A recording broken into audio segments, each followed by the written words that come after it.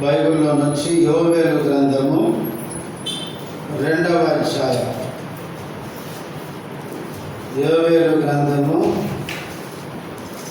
2వ అధ్యాయము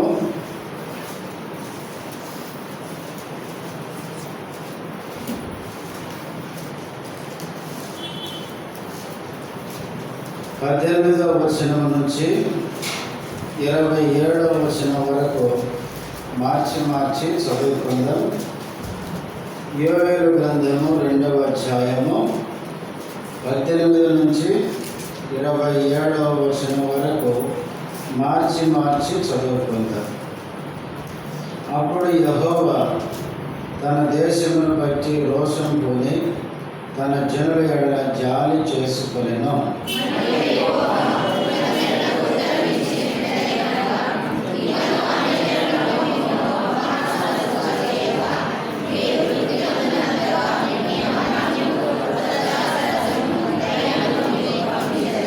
మరియు ఉత్తర దిక్కు నుండి వచ్చు వాటిని నీకు దూరముగా పారదోలి ఎండిపోయిన నిష్ఫల భూమిలోనికి వాటిని తోలివేతును.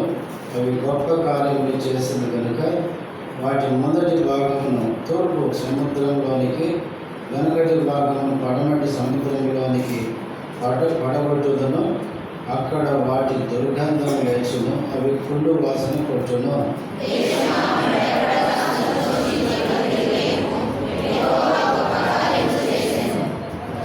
పశువులారా భయపడకుడి, గడ్డి బెల్లలో పచ్చిక మొలుచును, చెట్లు ఫలించును, అంజూరపు చెట్లును ద్రాక్ష చెట్లు సమృద్ధిగా ఫలించును.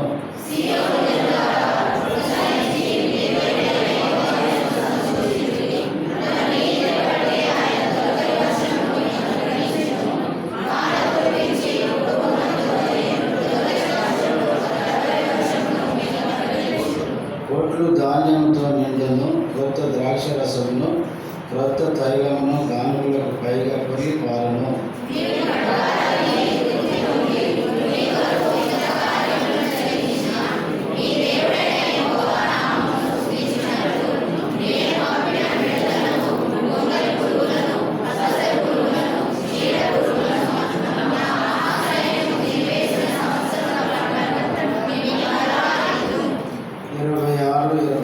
కలిసి ఉన్నాయి, అందరం కలిసి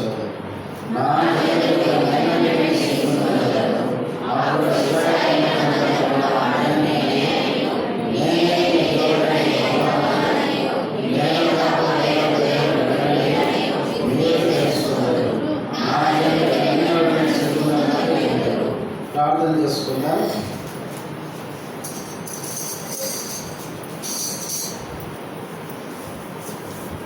ప్రేమ కలిగిన మా పరలోకపు తండ్రి, యేసుక్రీస్తు నామములో వందనాలు, స్తోత్రాలు. ఇంతవరకు ఆరాధనలో మీరు చేసిన సహాయంపై స్తుతిస్తున్నాం. వలలో పాలు పథకములకు చదవబడిన వాక్య భాగంలో నుంచి మాతో మాట్లాడుతురండి.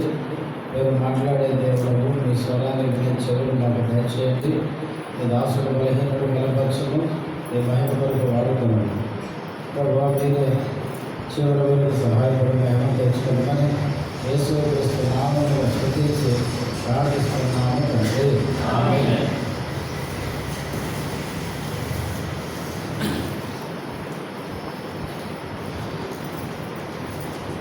మనం కింద ఇరుగ్గా ఉంది కాబట్టి బయట కొంతమంది కూర్చోవలసి వచ్చింది. మేము బయట ఉన్నాము కదా అని చెప్పి ఇక మమ్మల్ని ఎవరు చూడడం లేదని అటొక చూపు ఇటొక చూపు చూస్తూ దేవుని మీద, దేవుని వాక్యం మీద మీ మనసు పెట్టకపోతే మీరు ఏం చేస్తున్నారో దేవుడు మిమ్మల్ని గమనిస్తున్నాడన్న సంగతి మీరు మర్చిపోవద్దు.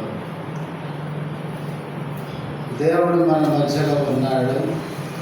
మనం ఎక్కడున్నా కూడా దేవుడు మనను చూస్తాడు. బయట కూర్చొని కొంతమంది ఇక రెండవ వర్తమానానికి వచ్చేసరికి తూర్పు పాటలు పడుతూ ఉంటారు. ఎందుకంటే మన శరీరము సుఖానికి ఎక్కువ అలవాటు పడింది కనుక బయట ఉన్న వాళ్ళు గమనించండి. అన్నకు నేను కనపడకుండా కూర్చున్నాను, ఏమి ఇబ్బంది లేదు, అని మీరు నిర్లక్ష్యంగా ఉండారు. దేవుడు మీ పక్కనే ఉన్నాడు, ఆ సంగతి మర్చిపోకండి. సరే, మన భాగంలోకి వెళ్దాం. యోవేలు గ్రంథం 2వ అధ్యాయం 18వ వచనం. అప్పుడు యెహోవా తన దేశమును బట్టి రోషం పొంది తన జనుల ఎడల జాలి చేసుకొనెను. 18వ వచనం అప్పుడు అనే మాటతో ఆరంభమైంది. అప్పుడు అని చదివినప్పుడు ఎప్పుడు? పోయినసారి నేను చెప్పినాను, మొదటి అధ్యాయంలో 4 రకాల పురుగులు వచ్చి దేశాన్ని ఏం చేసినాయి? పాడు చేసినాయి. ఎంతగా పాడు చేసినాయి అంటే పూర్తిగా నాశనం చేసిపోయినాయి.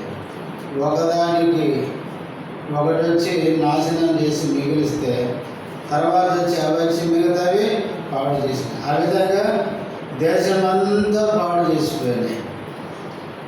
కనుక దేశంలో పంట అనేది లేదు, తినడానికి తిండి లేదు, మందిరంలో ఆహారం లేదు. అందుకే యాజకులు అల్లాడిస్తున్నారు. తినడానికి తిండి లేక ప్రజలు అల్లాడిపోతున్నారు. తినడానికి ఆహారం లేక పశువులు కూడా రోధిస్తున్నాయి. ఇలాంటి పరిస్థితి ఇశ్రాయేలు దేశంలో వచ్చింది. నష్టపోయిన ఆ నష్టాన్ని సమకూర్చేది దేవుడు తప్ప ఇంకెవరు దాన్ని సమకూర్చలేరు. అందుకని యోవేలు ప్రవక్త 2వ అధ్యాయంలో చెప్పినాడు, నష్టం జరిగింది కదా, ఆ నష్టాన్ని కూర్చేవాడు దేవుడే కాబట్టి దేశంలో ఉన్న ప్రజలందరూ ఎక్కడికి రావాలి? దేవుని సన్నిధికి రావాలి. ఉపవాసం ఉండాలి. మీ హృదయాలు చింపుకోవాలి. మీ పాపం విషయమై దేవుని దగ్గర పశ్చాత్తాపడాలి. దేవుణ్ణి మీరు వేడుకోవాలి. ఆ విధంగా మీరు ప్రార్థిస్తే దేవుడు తప్పకుండా మీకు సహాయం చేస్తాడు అని చెప్పినాడు. ప్రవక్త చెప్పినట్లే ఇశ్రాయేలు ప్రజలు అందరు ఎక్కడికి వచ్చారండి? దేవుని మందిరానికి వచ్చారు. ఏ స్థలానికి రమ్మని చెప్పాడో ఆ స్థలానికి వచ్చారు. ప్రజలందరూ సమకూడి ఉండగా ప్రజల పక్షంగా యాజకులు దేవునికి ప్రార్థన చేశారు. ప్రార్థన చేయగా అప్పుడు అని అక్కడ వచ్చింది. వారందరూ ప్రార్థన చేశారు కాబట్టి అప్పుడు ఇప్పుడు దేవుడు మాట్లాడుతున్నాడు. అప్పుడు యెహోవా తన దేశమును బట్టి ఏం తెచ్చుకున్నాడు? రోషం పొంది ప్రజలందరూ కూడి దేవునికి ప్రార్థించినప్పుడు అప్పుడు దేవునికి ఏమొచ్చింది? రోషం వచ్చింది. అయ్యో, నా ప్రజలు నా ఇంటికి వచ్చి నాకేం చేస్తున్నారు? రోదనతో ప్రార్థన చేస్తున్నారు అని ఆయన రోషం పోని తన జనుల ఎడల ఏం చేసుకున్నాడు? జాలి చేసుకున్నాడు. వాస్తవంగా ఇశ్రాయేలు ప్రజలు దేవుని ప్రజలే అయినా దేవుడు చేసిన మేలు మరిచి దేవునికి దూరమైపోయారు. దూరమైపోయిన ప్రజలను దేవునికి దగ్గర చేయడానికే ఈ 4 రకాల పురుగులను దేవుడు పంపించున్నాడు. ఇప్పుడు ఆ ప్రజలు తిరిగి దేవుని ఇంటికి వచ్చి రోధిస్తూ ప్రార్థన చేస్తుండగా దేవుడు రోషం పోని తన ప్రజల ఎడల ఏం పడ్డాడు? జాలి. మన దేవుడు ఎలాంటి వాడు తెలుసా? దేవుని మాట విన్నప్పుడు ఆయన కోపగించుకుంటాడు. ఎందుకు? కోపంలో కూడా ఆయనకి ఏముంది? మన మీద ప్రేమ. ఆయన శిక్షించి మనల్ని సరిచేయడానికి ఆయన కోపగించుకుంటాడు. తిరిగి ఆయన దగ్గరకు వచ్చినప్పుడు మన మీద ఆయన జాలి పడతాడు. ఆయన ఎంత ప్రేమ కలిగిన దేవుడు అంటే ఆయన దగ్గరకు వచ్చి మన పాపాల విషయమై పశ్చాత్తాపడితే, కన్నీటితో మనం వేదనతో దేవుడిని వేడుకుంటే ఆయన మన మీద తిరిగి జాలి పడే దేవుడు. చూడండి, యెషయా గ్రంథం 55వ అధ్యాయం. యెషయా గ్రంథం 55వ అధ్యాయము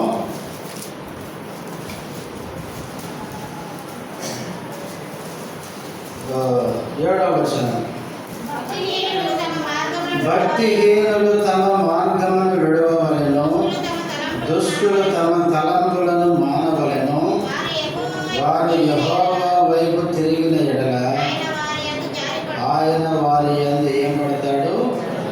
జాలిపడును, వారు మన దేవుడైన దేవుని వైపు తిరిగిన యెడల ఆయన బహుగా క్షమించును. భక్తిహీనులు మార్గాన్ని విడిచిపెట్టి దుష్టులు దుష్టతలములు మానుకొని దేవుని వైపు తిరిగి వేడుకుంటే ఆయన తిరిగి మన మీద జాలిపడే దేవుడు. నిజంగా మన పాపాల విషయమై పశ్చాత్తాపడి కన్నీటితో దేవుని దగ్గరికి వచ్చి మనము పశ్చాత్తాపడితే మన మీద కోపగించుకున్న దేవుడు మన మీద తిరిగి ఏం చేస్తాడంటే జాలిపడతాడు. 103వ కీర్తన 103వ కీర్తన 14వ వచనం. ఎన్ని 14? 13. తండ్రి తన కుమారుని ఎడల జాలిపడినట్లు యెహోవా తన యందు భయభక్తులు గలవారి ఎడల జాలిపడును. తండ్రి కుమారుని మీద జాలిపడినట్లు మన దేవుడు మన మీద ఏం పడతాడు? జాలిపడతాడు. అందుకనే మనం ఎక్కడైనా తగ్గిపోయినప్పుడు దేవుడు మనల్ని హెచ్చరిస్తాడు. మనం దేవుని వైపు తిరిగి మనం తగ్గిపోయిన మన జీవితాన్ని ప్రభు దగ్గర ఒప్పుకొని పశ్చాత్తాపడితే మన దేవుడు మన మీద తిరిగి ఏం చేస్తాడు? జాలిపడతాడు. జాలిపడే దేవుడు. అందుకనే ప్రజలందరూ దేవుని సన్నిధికి చేరువచ్చి వారు చేసిన పాపం విషయమై కన్నీటితో పశ్చాత్తాపడి, అయ్యా మాకు ఈ గతి పట్టడానికి కారణం మేము చేసిన పాపమే కనుక మమ్మలను క్షమించు, మా మీద జాలిపడు అని ప్రజలందరూ వేడుకునేసరికి వాళ్ళ ప్రార్థన దేవుడు విని అప్పుడు దేవుడు రోషం కొని వారి మీద ఏం చేశాడు? జాలిపడ్డాడు. తర్వాత 19వ వచనం. మరియు యెహోవా తన జనులకు ఉత్తరమిచ్చి చెప్పినదేమనగా, ఇకను అన్ని జనులలో మిమ్మల్ని అవమానాస్పదముగా చేయక మీరు తృప్తి నందునంతగా నేను ధాన్యమును కొత్త ద్రాక్షరసమును తైలమును మీకు పంపించేదను. యెహోవా తన జనులకు ఉత్తరమిచ్చి చెప్పినదేమని. ఉత్తరం ఎప్పుడు ఇస్తాడు చెప్పండి? దేవుడు ఉత్తరం ఇచ్చాడు అంటే వీళ్ళు ప్రార్థించారని అర్థం. అందుకే నేను మొదట అమ్మాడు చెప్పింది, ప్రజలందరూ చేరి వచ్చి ప్రార్థించారు కాబట్టి దేవుడు జవాబుగా ఈ విషయం చెప్తున్నాడు. అందుకే దేవుడు ఉత్తరం ఇచ్చి చెప్పినది ఏమనగా అని, ఇకను అన్ని జనులలో మిమ్మల్ని ఏం చేయను? అవమానాస్పదముగా చేయక. దేవుని పిల్లలు ఏమీ లేని పరిస్థితికి వచ్చారనుకోండి, అన్ని జనులు చూసి ఏమంటారు? నీ దేవుడు ఉంటే మీకు ఈ గతి ఎందుకు వచ్చిందంటారు. అప్పుడు మనకి ఎంత అవమానం కదా. ఇశ్రాయేలు దేశం అంతా వాస్తవంగా కరువు లేని దేశం అని దేవుడు చెప్తే వీళ్ళు చేసిన పనులకి దేశం ఏమైపోయింది? పాడైపోయింది. అన్ని జనుల మధ్య ఈ ప్రజలు ఏమైపోయినారు? అవమానం, సిగ్గుపాలైనారు. అయితే ఇప్పుడు దేవుడు అంటున్నాడు, అన్ని జనులలో మిమ్మల్ని నేనేం చేయను? అవమానాస్పదముగా చేయక, అవమానానికి సిగ్గుకు మిమ్మల్ని అప్పగించను. చూడండి 26వ వచనములు కూడా మాట చదువుతాను. ఇదే అధ్యాయం 26. నా జనుల యొక్క నన్నడిగినే సిగ్గంటే సిగ్గన్న అవమానమన్న ఒకటే గుర్తుపెట్టుకోండి. పర్యాయ పదాలు అందరూ వాళ్ళు. కాబట్టి నా జనుల యొక్క ఎన్నడికి ఏముందరు? సిగ్గు అందరు. 27 చివర కూడా నా జనులు ఇక నన్నడు సిగ్గునందగా ఉందరు. దేవుడు వారికి జవాబిస్తూ, నా ప్రజలు ఇక ఎన్నటికీ నేను సిగ్గునందకుండా చేస్తాను, అవమానానికి నేను అప్పగించను. అవమానం దేవుని పిల్లలకి ఎప్పుడు వస్తుందో చెప్పండి? సామెతల గ్రంథంలో ఉంది, నీతి జనములు ఘనతకెక్కుటకు కారణము పాపము మనుషులకి అవమానం తెచ్చును. చూడండి సామెతలు ఎన్నో అధ్యాయం? 14వ అధ్యాయం అనుకుంటుంది. చూడండి ఎన్నో వచనం? 34, 14, 34. నీతి జనములు ఘనత గీకుటకు కారణము, పాపము ప్రజలకు అవమానము తెచ్చును. మనము నీతిగా జీవిస్తే ఆ నీతి మనకేం తీసుకొని వస్తుంది? ఘనత గీకేదానికి కారణం. పాపము చేస్తే మాత్రం పాపం మనకేం తీసుకొని వస్తుంది? అవమానం. బైబిల్లో చూడండి, ఆదామవులు పాపం చేయకముందు వారు సిగ్గు ఎరగపొందిరి అన్నది. కొన్ని బట్టలు ఉన్నాయంటే లేవు వాళ్ళకి, వాళ్ళు దిగంబరులుగానే ఉన్నారు, అయినా వాళ్ళకి సిగ్గు అనేది అప్పుడు లేదు.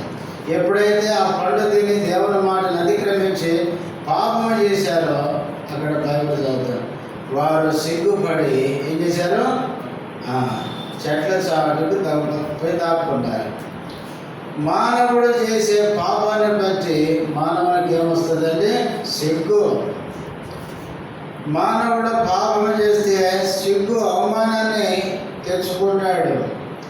బైబిల్లో చూడండి, యోసేపు పాపం చేయలేదు, చేసిండండి.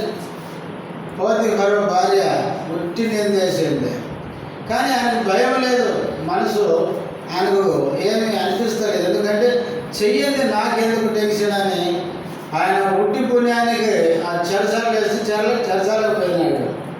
కానీ నీతి జనము ఘనత గెలుపుడే కారణం అన్నట్లు యోసేపు తప్పు చేయకపోయినా నింద వేసింది. చివరికి ఆయన జైల్లో నుంచి బయటకు వచ్చి ఉన్నత స్థానానికి, ఘనతకి అది కారణమైంది. యోసేపు నీతిమంతుడు కాబట్టి తన నీతి ఆయననే ఘనపరిచింది. సంసోను ఉన్నాడు, ఫస్ట్ ఘనుడే, బలాఢ్యుడే, కానీ పాపానికి చోటిచ్చాడు. ఈ ఘనుడు పోయి ఏమైనాడు? అవమానాన్ని తెచ్చుకున్నాడు. చేతులకు సంఖ్యలు వేసినారు.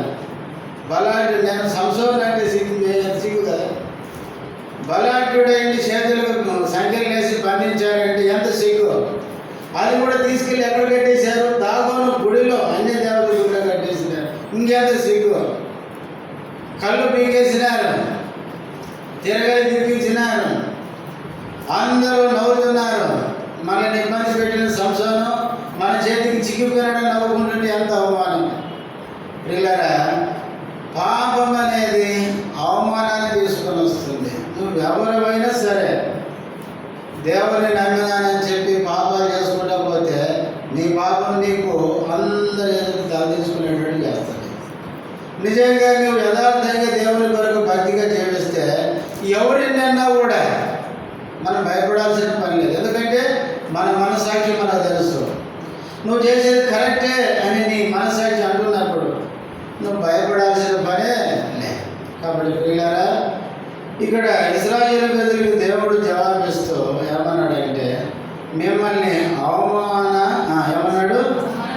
అవమానాస్పదముగా చేయను, అంటే అవమానానికి అప్పగించను. వాళ్ళు చేసిన ప్రార్థన కూడా అదే కదా. చూడండి 17వ వచనం చివరిలో ఏమంటాడు? అక్కడ అన్యజనులు వారి మీద ప్రభుత్వం చేయనట్లు వారిని అవమానమునకు అప్పగింపకుము. యాజకులు చేసిన ప్రార్థన ఇది, అయ్యా ఇశ్రాయేలు ప్రజల్ని అవమానానికి అప్పగించకు. ఒకవేళ అప్పగిస్తే అక్కడ తర్వాత అంటాడు, అన్యజనులు ఏమంటారు? వారి దేవుడు ఏమైనందురు కదా, వాళ్ళ దేవుడు ఏమైనాడు, ఎందుకు వీళ్ళైపోయినారంటే ఎంత అవమానం. అందుకనే దేవుడు వాళ్ళ ప్రార్థన ఆలకించి ఒకటి వాళ్ళ మీద జాలి పడ్డాడు, రెండవది వారిని అవమానానికి అప్పగించను అని చెప్పినాడు. మనం నిజంగా మన పాపాల విషయమై దేవుని దగ్గర యథార్థంగా పశ్చాత్తాపడి మన పాపాల విషయమై కన్నీరు కారిస్తే దేవుడు నిన్ను క్షమిస్తాడు, నిన్ను ఘనపరుస్తాడు, అవమానానికి అప్పగించాడు. కానీ చేసి దాచిపెట్టుకుంటే ఒక దినాన్ని అన్నీ బయటకు వస్తాయి, చివరికి అందరి ముందు ఏమైపోతావు? నీకు అవమానం కలుగుతుంది. అందుకే గుర్తుపెట్టుకోండి, దేన్నన్నా దాచిపెట్టుకుంటున్నామో కానీ పాపాన్ని నువ్వు ఏ రోజుకైనా బయట పెట్టాల్సిందే. అందుకనే ప్రియులారా, మన దేవుని దగ్గరకు వచ్చి మన నిజ స్థితిని యథార్థంగా మనము ఒప్పుకొని తీరాల్సిందే. అందుకనే నేను మీకు అవమానాన్ని తీసుకురాను, అవమానాస్పదముగా చెయ్యను అని. తర్వాత ఇప్పుడు 20వ వచనం, మరియు ఉత్తర దిక్కు నుండి వచ్చి వాటిని మీకు దూరముగా పారదోలి ఎండిపోయిన నిష్ఫల భూమిలోనికి వాటిని తోలివేతును. అవి గొప్ప కార్యములు చేసిన కనుక వాటి ముందటి భాగమును తూర్పు సముద్రంలోనికి, వెనకటి భాగమును పడమటి సముద్రంలోనికి పడగొట్టును. అక్కడ వాటి దుర్గంధము లేచును, అవి కుళ్ళు వాసన కొచ్చును. ఇక్కడ రెండో తర్వాత దేవుడు ఏమంటాడంటే, మీ దేశం మీదకి వచ్చాయి కదా, అవి మిమ్మల్ని పాడు చేశాయి కదా, వాటిని నేనేం చేస్తా, తోలేస్తా. మీకు ఏవైతే వచ్చి నష్టం చేశాయో వాటిని నేను తోలివేతును. 20వ వచనంలో, ఉత్తరము దిక్కు నుండి వచ్చి వాటిని మీకేం చేస్తా, దూరముగా తోలుతున్నాను. నష్టపరిచే వాటిని ఏం చేస్తా అన్నాడు, దూరంగా పారదోలుతా అన్నాడు. ఇంకా కింద అంటాడు, ఏమంటాడు, ఎక్కడికి పంపిస్తాడు, కొన్నిటినేమో ఎండిపోయిన నిష్ఫల భూమిలోనికి తోలేస్తాడంట, కొన్నిటినేమో తూర్పు వైపున ఉండే సముద్రంలో పడేస్తాడంట, వెనక భాగాన ఉన్న వాటినేమో పడమటి దిక్కుండే సముద్రంలో పడేస్తాడంట. అంటే ఏవైతే వచ్చి ఆ దేశాన్ని పాడు చేశాయో వాటిని 3 భాగాలు చేస్తా అన్నాడు. కొన్నిటినేమో నిష్ఫలమైన భూమిలో పారదోలుతా అన్నాడు.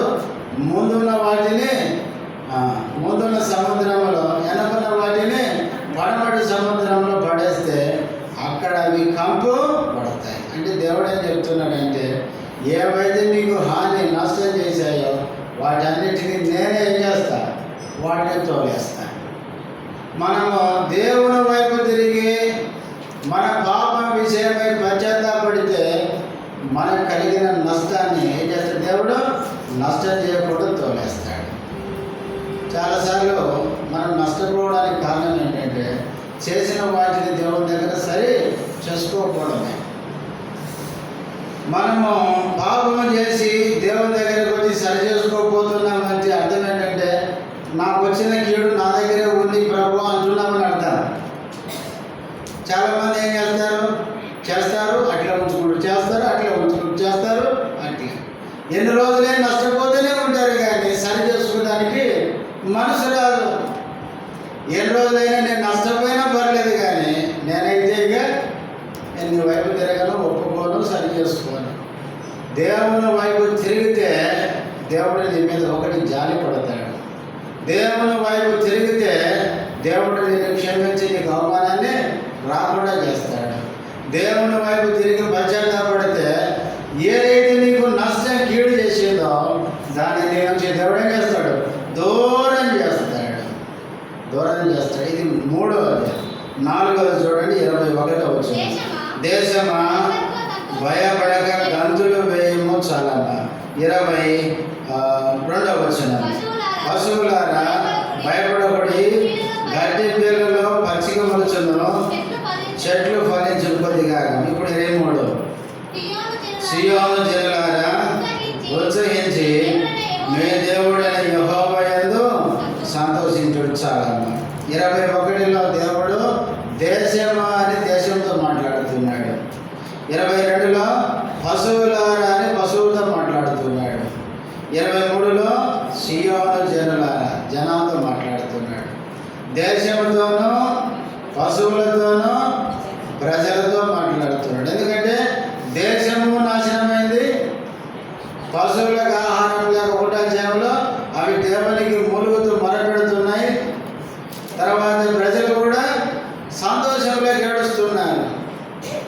అయితే ఇప్పుడు దేవుడు అంటున్నాడు 3 రకాల ప్రజలతో, దేశమా అని దేశాన్ని గురించి మాట్లాడుతున్నాడు, పశువులారా అని పశువులతో. కొన్నిసార్లు మీరు అనుకోవచ్చు, పశువులు ఎట్లంటే దేవుని మాట అని.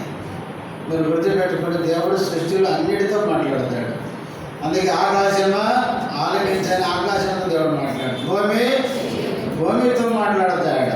బైబిల్లో చెప్పాలంటే మనిషి కంటే సృష్టి అంతా దేవుని మాట అంటే, సృష్టికర్త మాట సృష్టి అంతా పెట్టే. సృష్టిలో మాటినది ఒక మనిషి ఒక్కడే.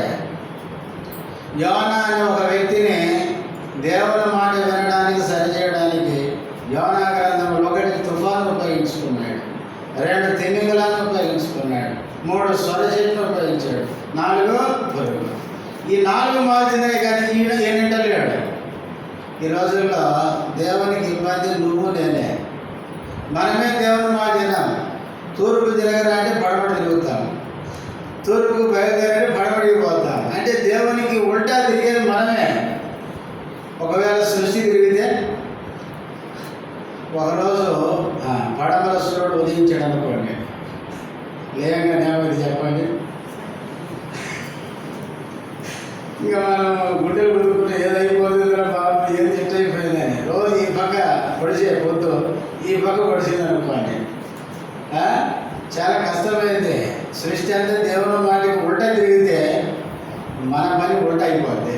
కానీ సృష్టి అంతా దేవుని మాట ఉంటుంది. దేవుడు ఏది చెబితే అవి సృష్టి చేస్తుంది. కాబట్టి ప్రియులారా, అందుకే దేవుడు పశువులతో కూడా మాట్లాడాడు. పశువులారా, సియోను జనులారా అని ఒకటి భయపడక అన్నాడు, పశువులతో భయపడకూడదు అన్నాడు. సియోను జనులతో మీరు కూడా భయపడకూడదు, సంతోషించండి. భయపడద్దు, సంతోషించండి. దేశమా సంతోషించు, పశువులారా సంతోషించండి, సియోను జనులారా దేవుల్లో ఉత్సాహం చేయండి, ఆనందం సంతోషం అంటున్నాడు. ఎందుకు? నేను చదువుతాను చూడండి ఆ వచనాలు. 21వ వచనం, యెహోవా గొప్ప కార్యములు చేశాడు. దేవుడు దేశంలో ఏం చేయబోతున్నాడు? గొప్ప కార్యాలు ఏం చేయబోతున్నాడు? 22వ వచనం, చెట్లు ఫలించును, అంజూరపు చెట్లును ద్రాక్ష చెట్లు సమృద్ధిగా ఫలించును. దేశంలో దేవుడు ఏం చేయబోతున్నాడు? సమృద్ధి ఫలాన్ని ఇవ్వబోతున్నాడు. సమృద్ధి అనే మాట మీరు దాని కింద అండర్లైన్ చేసుకుంటే మంచిది. సమృద్ధి అంటే అర్థం ఏంటి? వీళ్ళు ఎంత తిన్నా ఎంత తాగినా మిగిలిపోవడం అన్నమాట. అంతకుముందు దేశంలో ఏమీ లేదు. దేశం ఏమైపోయింది? ఒట్టిదైపోయింది 1వ అధ్యాయంలో. అయితే 2వ అధ్యాయానికి వచ్చేసరికి దేవుడు గొప్ప కార్యం చేయబోతున్నాడు. ఏం చేయబోతున్నాడు అంటే చెట్లు ఫలించబోతున్నాయి, అంజూరాలు ద్రాక్షలు సమృద్ధిగా ఫలించబోతున్నాయి. తర్వాత 23లో ఏమంటాడు కింద, వాన కురిపించి పూర్వమందు వలె తొలకరి వర్షము కడవరి వర్షం మీకు అనుగ్రహించును. వర్షాన్ని కూడా కురిపించబోతున్నాడు. 24లో ఏమంటాడు? కొట్లు ధాన్యముతో నిండును. కొట్లను దేవుడు ఎంత నింపబోతున్నాడు? ధాన్యము. ఒకప్పుడు 1వ అధ్యాయంలో కొట్లు ఏమైనాయి? 17వ వచనం చూడండి, విత్తనము మట్టి బెల్ల కింద కులిపోవచ్చున్నది, పైలో కూడి మాడిపోయినందున ధాన్యపు కొట్లు ఏమైపోయినాయి? వట్టి అయిపోయినాయి. పంట లేకపోతే కొట్లు ఖాళీ అయిపోయినాయి. ఇంకా కింద అంటాడు కళ్ళపు కొట్లు నేలపడి ఉన్నవి. అంటే ఇక వ్యవసాయదారుడు కొట్లు ఎప్పుడు శుభ్రం చేసుకుంటాడు? పంట వస్తుందన్నప్పుడు. పంట లేకపోతే కొట్లను పట్టించుకోకపోతే అవి చెదులు పట్టి అవి కూలి పడిపోతున్నాయి. ఇశ్రాయేలు దేశంలో కొట్లన్నీ పాడైపోయినాయి. అయితే ఇప్పుడు దేవుడు ఆ కొట్లను ఏం చేయబోతున్నాడు? ధాన్యముతో నిండును అన్నాడు. 24లో క్రొత్త ద్రాక్షరసమును క్రొత్త తైలమును గానుగులకు పైగా కొలిపారును. 1వ అధ్యాయంలో ఏమన్నాడు? 5వ వచనంలో మత్తులారా మేలుకొని కన్నీరు విడవండి అన్నాడు. ఎందుకు? ద్రాక్ష రసపానం చేయవారు రోదన చేయండి. ఎందుకంటే క్రొత్త ద్రాక్ష రసం మీ నోటికి రాకుండా నాశనం అయింది. క్రొత్త ద్రాక్ష రసం అనేది లేదు. అయితే 24లో ద్రాక్ష రసము క్రొత్త ద్రాక్ష రసము ఏమవుతుంది? గానుగలకు పైగా పొర్లి పారతాయి. అంటే దేవుడు ఇశ్రాయేలు దేశాన్ని దర్శించి సమృద్ధిగా పంటలు, సమృద్ధిగా వర్షము, సమృద్ధిగా ధాన్యాన్ని వాళ్ళకి ఇవ్వబోతున్నాడు. కరువును తొలగించబోతున్నాడు. ఇది దేవుడు వారికి చేసే గొప్ప కార్యం. ప్రియులారా, మన పాపం విషయమై పశ్చాత్తాపడితే దేవుడు చేసే కార్యాలు ఇవన్నీ. మన మీద జాలి పడతాడు, మనను అవమానపరచడు, మనల్ని ఏం చేస్తాడు? మనల్ని సంతోషపరుస్తాడు. ఏదైతే మనకు లేదు అనుకుంటామో దాన్ని తిరిగి దేవుడు సమృద్ధిగా సమకూరుస్తాడు. ఆయన ఇచ్చేది ఎట్లుంటుందంటే ఆ పదాలు మీకు అర్థమైంది లేదు. సమృద్ధి, ధాన్యము నిండు, ద్రాక్షారసం పొర్లి పారడు. ఈ పదాలు ఏదో కొంచెం అని కాదు. దేవుడు ఇచ్చేది ఇంకా సమృద్ధి అన్నమాట. అందుకే దేవుడు దేశమా ఏం చేయాలి? సంతోషించి గంతులై, పశువులారా మీరు భయపడకుండా సంతోషంగా ఉండండి, సీయోను జనులారా ఉత్సాహించండి, దేవునిలో సంతోషించండి. ఎందుకంటే దేవుడు మీ దేశాన్ని దర్శించి ఈ విధంగా మేలు చేయబోతున్నాడు. పిల్లలు ఎప్పుడు ఇది చేస్తా అన్నాడు? వాళ్ళు పశ్చాత్తాపడి సరిచేసుకున్నప్పుడు. మనం ఎప్పుడైతే మన జీవితాన్ని చక్కపరుచుకుంటామో అప్పుడు దేవుడు ఏం చేస్తాడంటే నష్టపోయిన దాని అందరినీ తిరిగి ఇచ్చేవాడు. ఎట్లా ఇస్తాడంటే అదే సమృద్ధిగా, నిండుగా, పొర్లి పారేటట్లు ఇస్తాడు. నువ్వేం చేసుకోవాలో నీకు అర్థం కాదు, అంత ఇస్తాడు దేవుడు.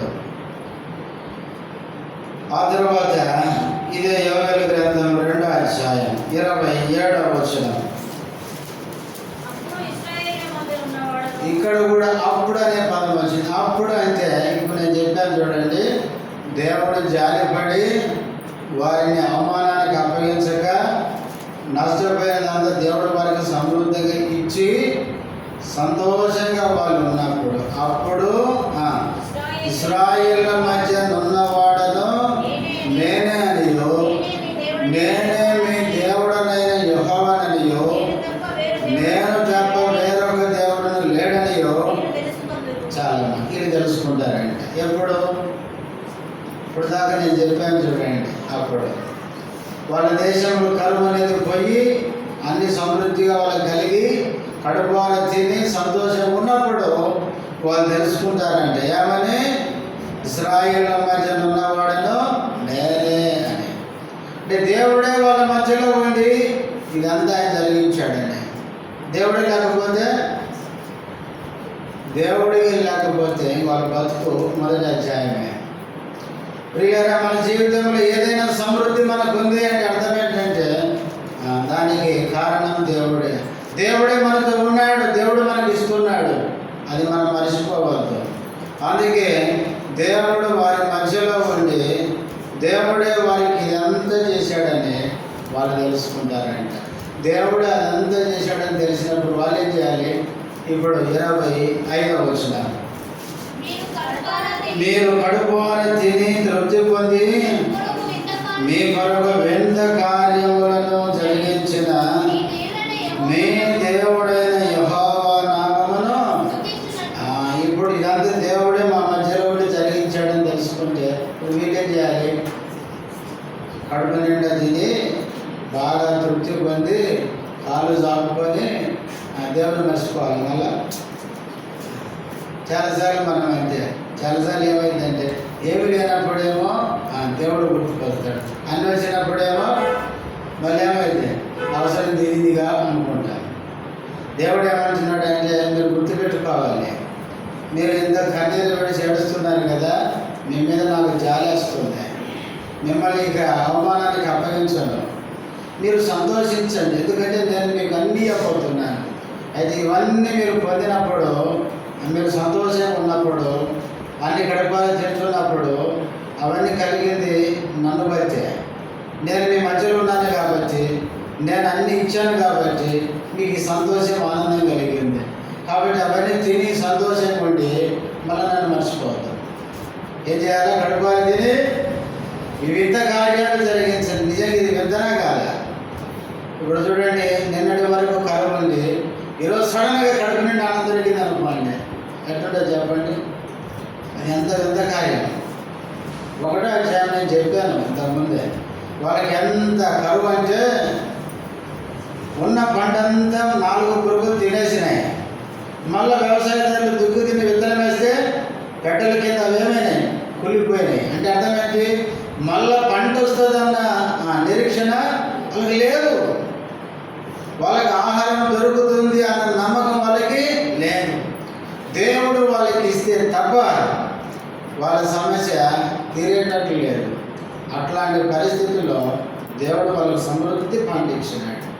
కడుపార తిని తృప్తి పొందిన తర్వాత దేవుడు ఏం చెప్తున్నాడంటే, ఇప్పుడైనా మర్చిపోకండి, నాకు మీ మీద జాలిపడి మీకు అవమానం లేకుండా మీ దేశానికి సమృద్ధిగా ఆహారం ఇచ్చిన తర్వాత ఇవన్నీ జరిగించింది నేనే కాబట్టి నేనే అని మీకు తెలిసిన తర్వాత మీరు నన్ను స్తుతించండి.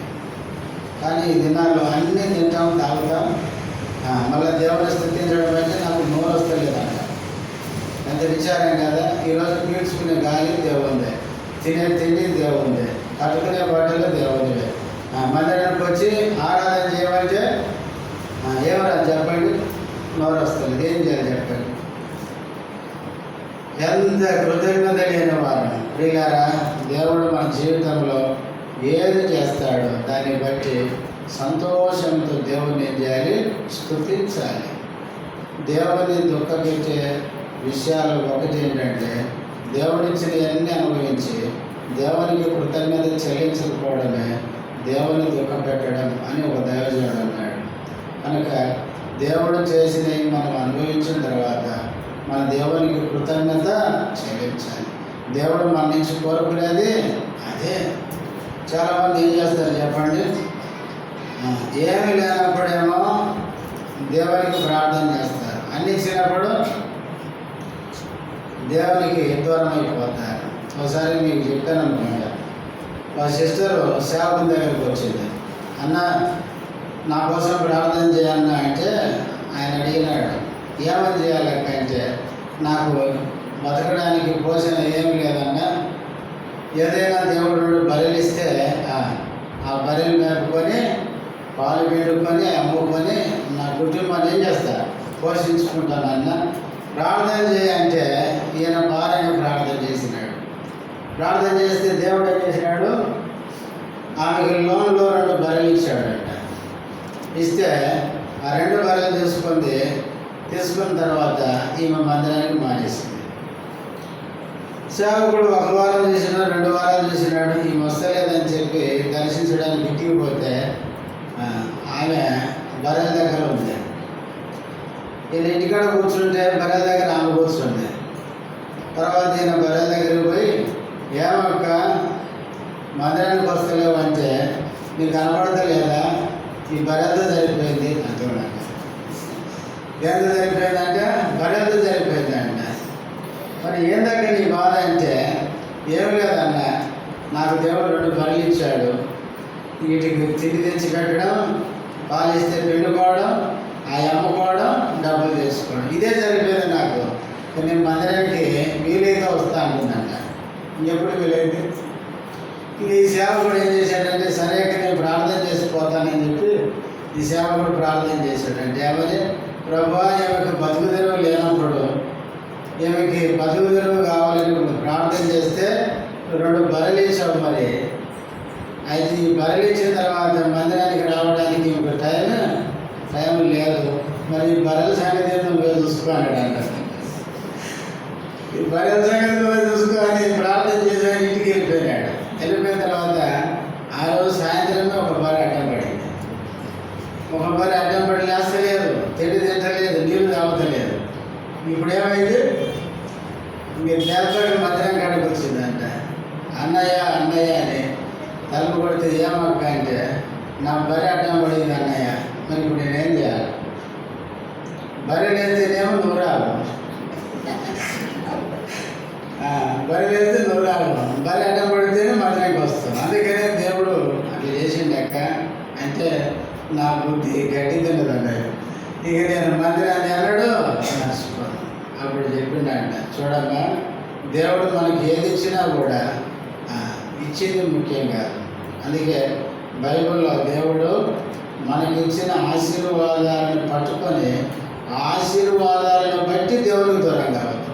అది డబ్బు కానీ, ఆస్తి కానీ, ఉద్యోగం కానీ, ఏదైనా కానీ మనము దేవుని నుంచి పొందిన వాటిని పట్టుకొని దేవునికి దూరం కావద్దు. సాధ్యమైనంత వరకు దేవునికి మనం దగ్గరగా ఉండాలి. దేవుడు ఏమైనా చేయగలడు. గుర్తుపెట్టుకోండి, యోబుకు అన్ని ఇచ్చాడు, అన్ని మొత్తం తీసేశాడు. మళ్ళా రెట్టింపు డబల్ ఇచ్చినాడు. గుర్తుపెట్టుకోండి, దేవుణ్ణి మనం కలిగి ఉంటే దేవుడు ఏమైనా ఇస్తాడు. దేవుడు చేయాలనుకుంటే ఏదైనా చేస్తాడు.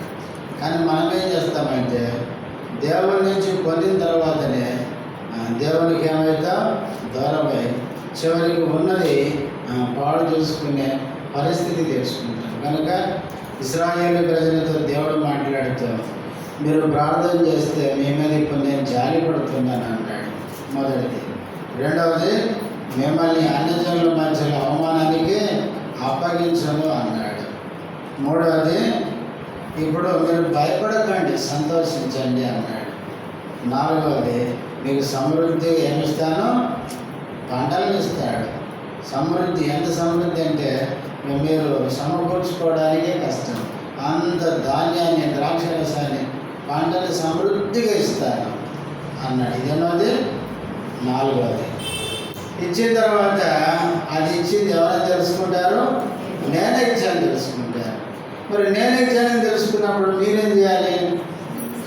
తిని తాగి నన్ను జ్ఞాపకం చేసుకోండి, నన్ను స్తుతించండి, నన్ను మాత్రం మళ్ళీ మరిచి పోవద్దని చెప్పినాడు. కాబట్టి ఈ మాటలు మనం గుర్తుపెట్టుకొని ఈరోజు మనము అనుభవిస్తున్నవన్నీ కూడా దేవుడే మనకి ఇచ్చాడని గుర్తుపెట్టుకొని దేవుని మర్చిపోకుండా దేవుని హత్తుకొని దేవుని కృతజ్ఞులమై మనము జీవించాలి.